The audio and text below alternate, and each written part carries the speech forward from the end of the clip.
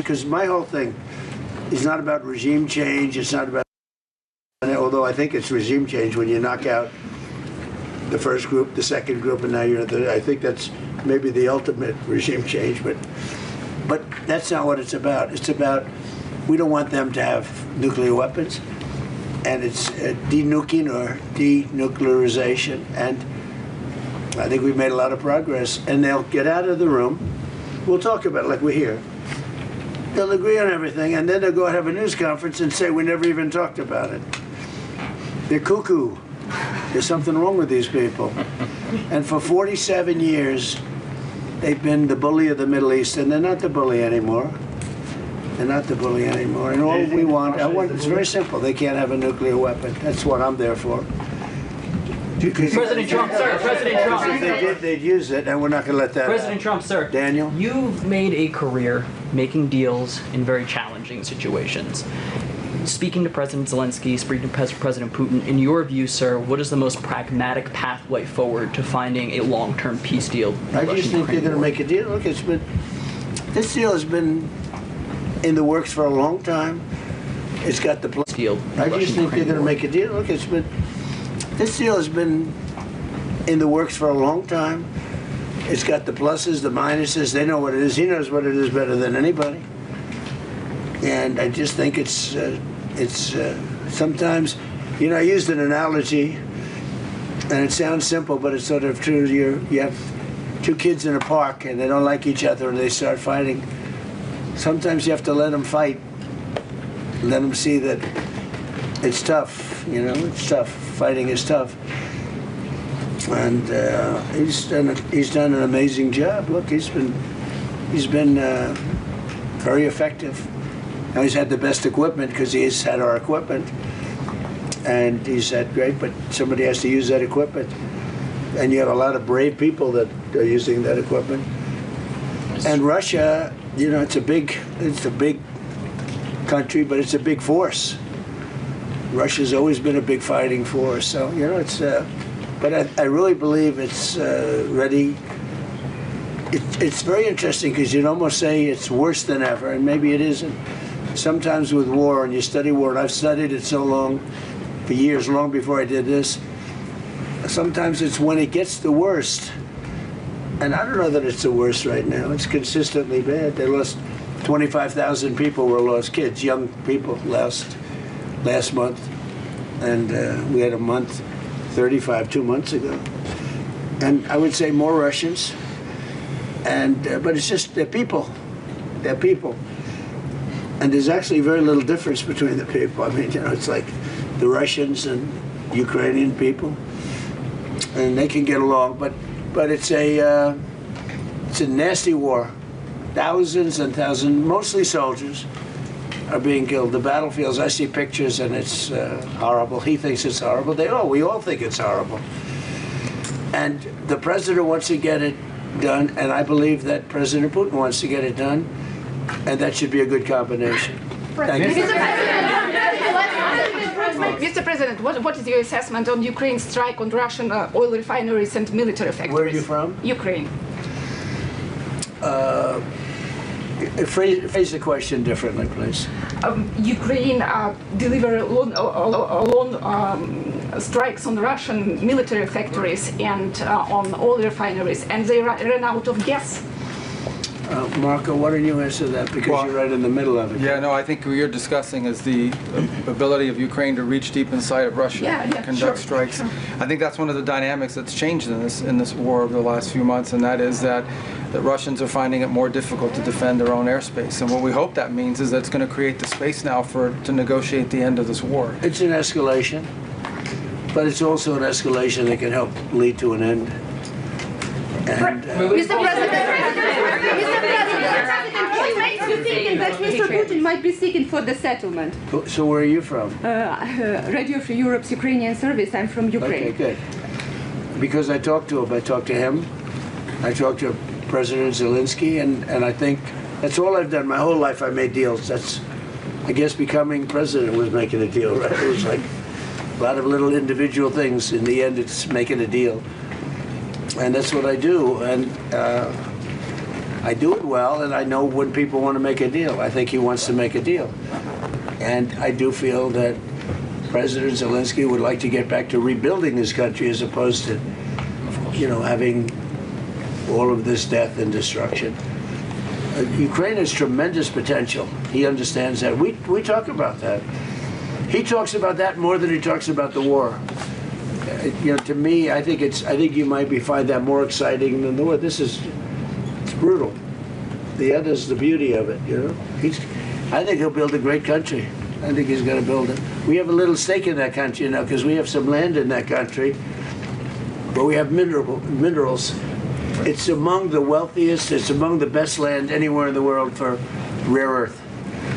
And we have some rare earth. I look forward to taking advantage of it at the right time. Mr. President, Europe to make Patriot missiles in Europe. He's one of my favorite soldiers. I see him. He's central casting. Right? You doing okay? Yes, sir. We see him at meetings. He's good. He's done a great job. Great job. Trying to do our best, sir. Yeah, great hero, actually. Mr. President, will you allow Europe to make Patriot interceptors in Europe? Are you comfortable with licensing that technology? About what? Patriot interceptors to be made in Europe.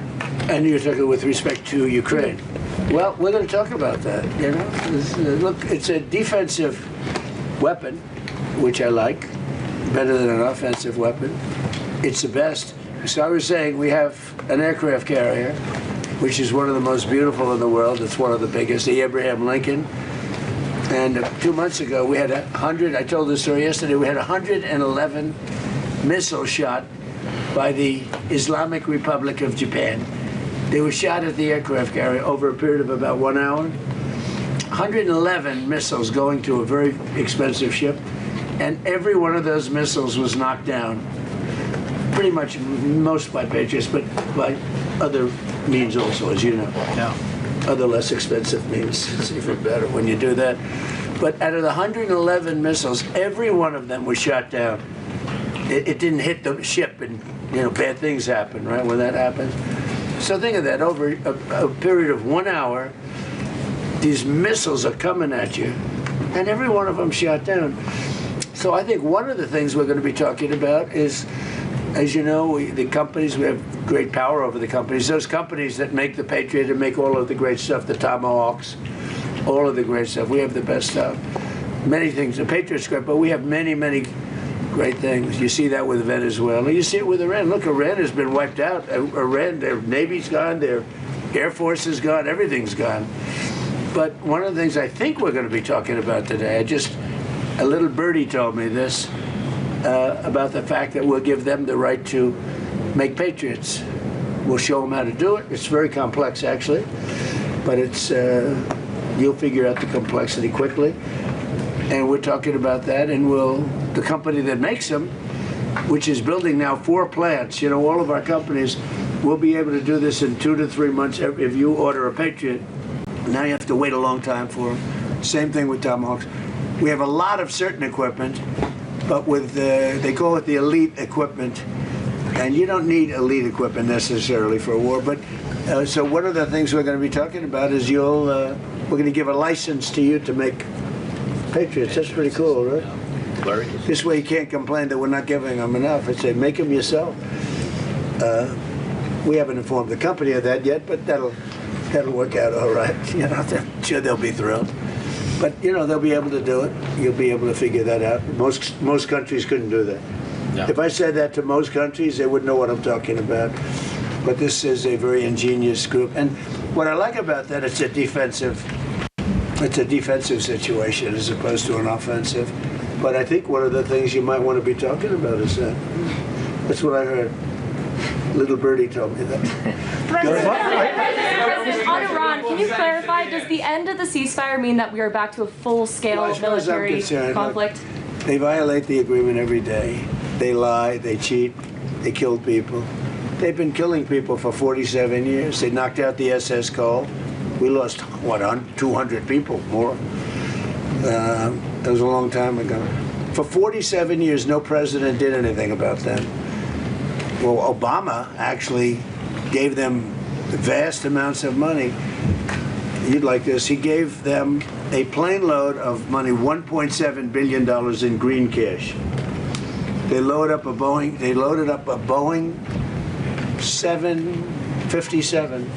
Remember the old 750? It was a beautiful plane loaded up with cash. They took all the seats out, and they took all of the cash for Virginia, Maryland, and D.C. banks. They had no money. They took every ounce of cash, put it in, flew it to Iran, and gave them the money. I wonder what these guys thought of when the door opened and cash fell out of this big plane, beautiful plane. And then on top of that, they gave them billions and billions of dollars. And by the way, they gave it to the wrong country, frankly. You want to know the truth. And it began. That was pretty much the Obama deal. That was one of the worst tragedies that happened. That's what happened in the Middle East.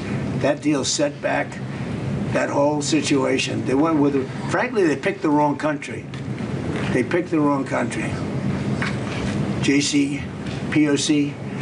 What a terrible deal. I call it the Obama nuclear waste deal, because what he did with that deal is he caused tremendous hardship in the Middle East. It was a terrible thing to do. And we've been just the opposite. Our deal is a wall to a nuclear weapon. His deal was a road to a nuclear weapon.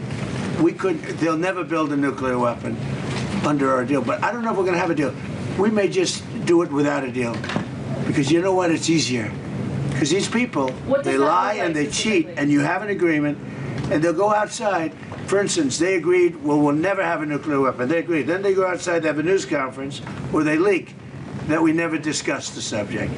Now, who would believe we never discussed the subject? Because for me, that's 99.9% of what we're doing. It's denuclearization of Iran, okay? So when you ask, our guys can continue. You know, Steve is great, and Jared, and all the guys. They know him very well. Yeah, actually, they're working on your stuff, too. I wonder which. I picked two beauties. You know what? We settled 8 wars. I got a couple of beauties here. But Steve's great, and Jared's great. You know, they're the right guys. And we'll see what happens. But I will say this.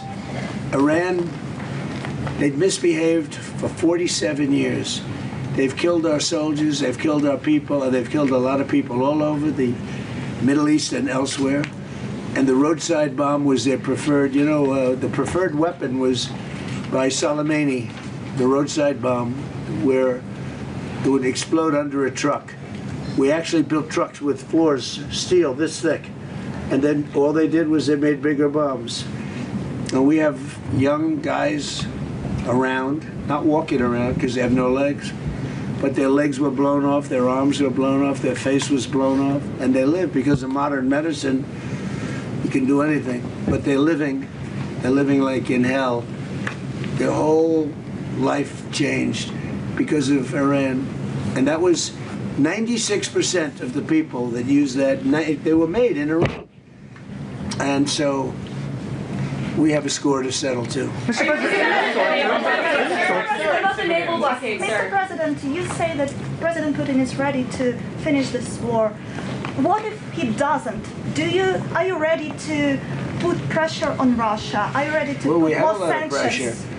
We have a lot of pressure on President Putin. You know, I don't think he likes what's going on. I don't think he's thrilled with what's happening. There's a lot of pressure on President Putin to get it done. I think there's pressure on everybody to get that one done. A lot of pressure. Mr. President, what's your security guarantee for Ukraine?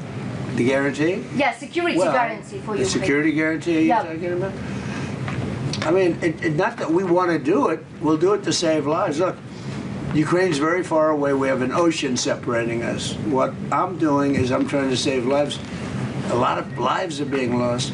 I also think that it's a country with great potential. I think if this kind of brain power can go toward rebuilding the country instead of fighting a war, I think that country is going to do fantastically well.